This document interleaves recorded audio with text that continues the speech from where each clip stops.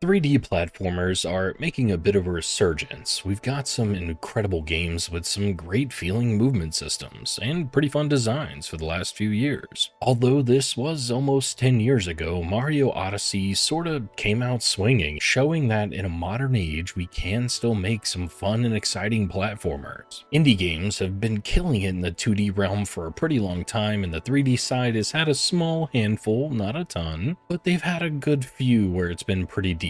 A few that I've heard of or even played myself is like Pseudo Regalia, Demon Tides, A Hat in Time, or bigger ones like Astrobot and Donkey Kong Bonanza. There's a few that have also been announced in the future that have demos that people have tried out and said are pretty amazing, and they have me pretty hyped for the future of 3D platformers. The biggest one that I'm excited for has gotta be the Big Catch. That one just looks so fucking good, but my point with all of these is that over the past roughly 5 to 10 years, we've had quite a few bigger hits in this genre, bringing, like I said before, a bit of a resurgence all around, and I'm here for it. I adore platformers in general, but when they've got a unique hook or art style, well, you've got my attention. The Knightling is good. It doesn't do anything spectacular or overall super impressive, but it's a good time. So let's dig into it a little bit more. For this review, as always, it will contain spoilers for mechanics and story, but honestly there isn't much to even spoil here. The game kinda sets itself up early to have a very minor twist, and then when it does have that twist and it hits, then, well, it's pretty much just game over, the story is done. But as our titular character and title of the game states, we are the Knightling, not a full-blown knight where we can accomplish missions or take on requests of our own. We also don't really have the respect of a full-blown knight either, but we're working toward it, and as a Knightling, we're basically an apprentice in training, hoping to become a full-fledged knight by helping out our mentor with all of their sort of daily tasks and running around with them, just tagging along on their adventures. We start the game with a brief intro into Sir Lionstone, who is telling us about his brief story of how he got his massive glowy sword and special shield. He fought off and destroyed a giant creature who attempted to terrorize the lands, and as soon as he finishes the story, well, we're off on the adventure.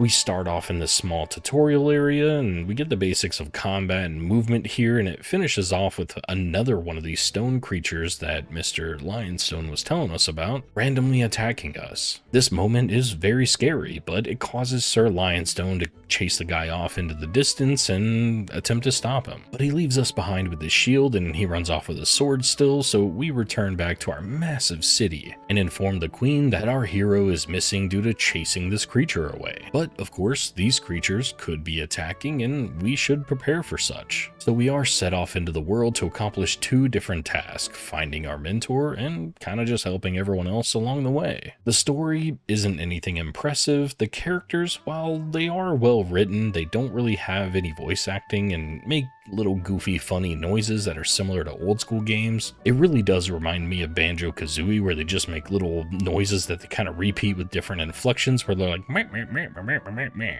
There is a single voice line that rings out though, and it is fully voice acted. Although there's minimal words that are said, it is none other than the Shield. He will chat with you and give you small tidbits of information or things about the knight here and there, but he doesn't speak with anyone else other than the little Knightling. So on occasion, we seem like a crazy person just talking to ourselves, and it's pretty funny. But we set out to travel the lands, going from one bleak landscape to another in our search for the knight. We pick up remnants of his location from people or possible leads that just kind of pop up randomly, but we keep pushing on through the story, and that's about it. The story does almost nothing to become more diverse or interesting. We follow the knight throughout each zone trying to pick up his trail, which starts off in some open fields and then sort of changes to a desert zone and then a bit of a swamp that is very pretty, and then we go into like a bleak dystopian looking zone with like purple crystals and structures everywhere. But after going through and battling our way through each zone, we finally make it to the end where we happen upon our knight, who is basically just going evil from the sword that he has. This sword is made of this purple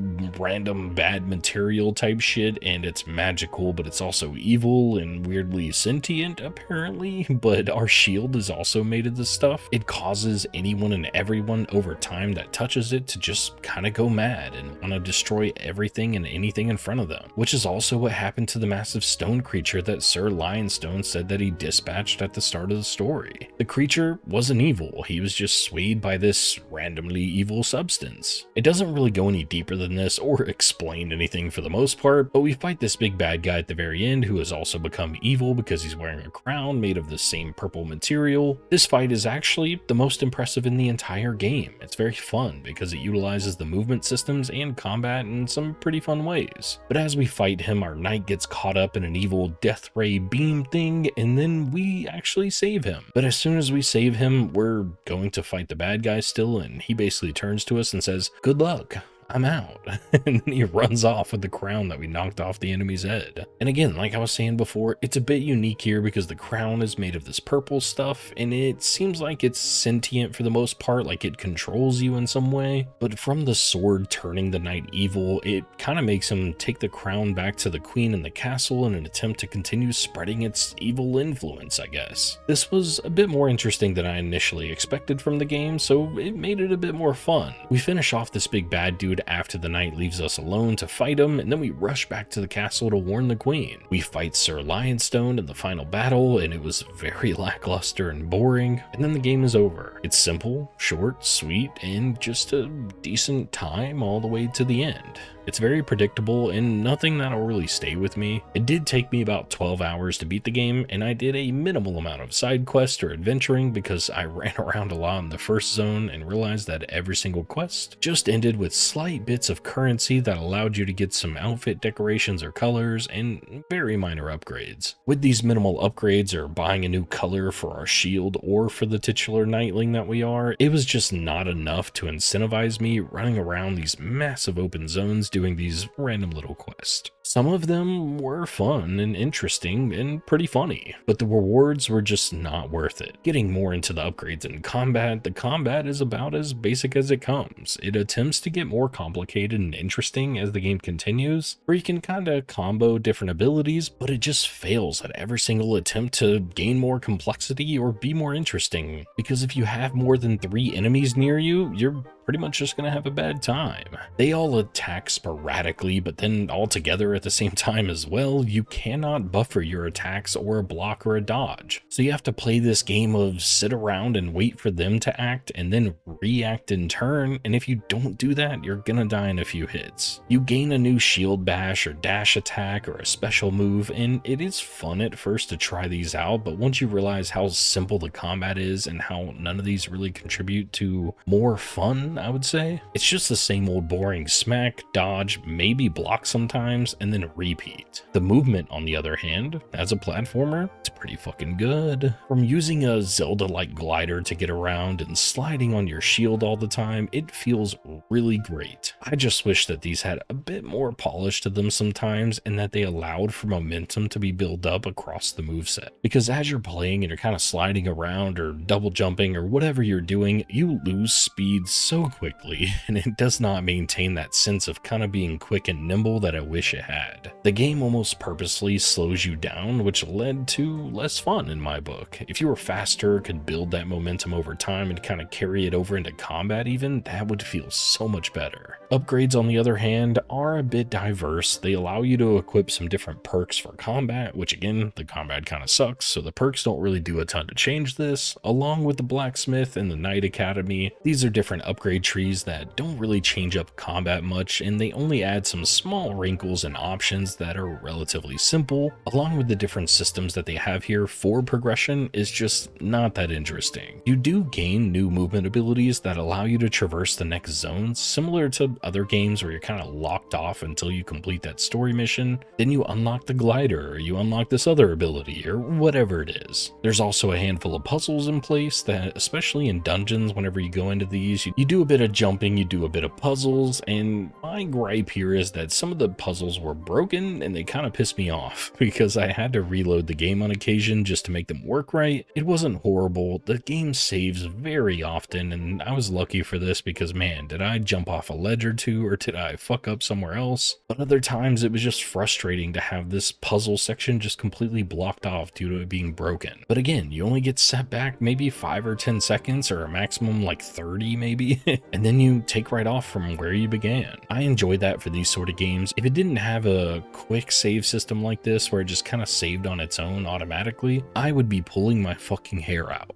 Another small quirky thing that I want to point out here is that when you open a chest or you pull on something, a little animation starts where you do a small QuickTime event where you press a few face buttons on the controller and he just starts grabbing at it or pulling it, and it's such a small detail, but it looks so great and it gives the character just that little bit of quirkiness to him. And really, that's about it for what Knightling has to offer. There's not a ton of enemy variety. It's not really all that challenging, except the parts when they toss a dozen enemies at you and they all just hit you at the same time. I know it sounds like I was down on it, but even though the combat was rough, like really fucking rough, I didn't hate the game, but it was the definition of just pretty okay. The movement does lack momentum, but other than that little bit of a bummer, it felt really good, especially when all the pieces kind of came together for the platforming. The world is very fun and interesting. It's highly detailed. It has a pretty fun art direction to it. I also love that all the characters have something weird on their head, like one guy has a stump or a stack of wheat or an instrument or whatever. Like, they all have random shit on their faces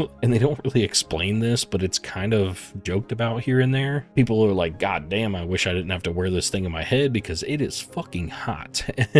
And then that's all you get. But the queen is like an instrument where she makes some jingly noises when she talks as well. It's a fun time. They all have fun and quirky animations as well. It's very colorful. It's well written. So it's got some ups and downs to it. It is a very fun game to play. It's quirky, has funny characters, and a really great open world. There's just not a ton to do in that open world that was satisfying for me. It's got some shitty combat, some not so great enemies, but the music was a 10 out of 10. So all in all, it is a $30 game, and for the scope of this game alone, I would suggest picking it up at full price if you enjoy these 3D platformers. You can spend a good 20, maybe even 30 hours if you complete everything including side quests while doing the main story, but again, with me, I kind of went through just the main story and it took about 12 hours. And I'll say it again, it was a good time. It wasn't incredible, but it was good. I highly suggest it if you kind of just want to turn your brain off for a little bit and play some quirky, lighthearted platforming adventure game. But that is going to be it for this review of the Knightling. I hope you enjoyed. Do all the fun YouTube stuff, like, comment, subscribe, yada yada, and I will see you next time.